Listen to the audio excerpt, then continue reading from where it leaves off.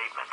A significant weather advisory has been issued for northwestern Wayne, northern Ware, western Pierce, eastern Appling, East Aiken and northern Clinch counties with strong winds valid until 9:15 p.m. and 8:42 p.m. National Weather Service Doppler radar indicated strong thunderstorms centered along a line extending from 16 miles northwest of SURRENCY to 9 miles west of MANOR, moving east at 45 miles per hour. These strong thunderstorms will affect areas around LACY, MANOR, DIXIE Union, WARESBORO, SURRENCY, NEEDHAM, WAYCROSS, SUNNYSIDE, DEENWOOD and BRISTOL through 9:15 p.m. Gust winds of 40 to 55 miles per hour can't be expected along with possible minor wind damage. Report damage to the nearest law enforcement agency or your county emergency management.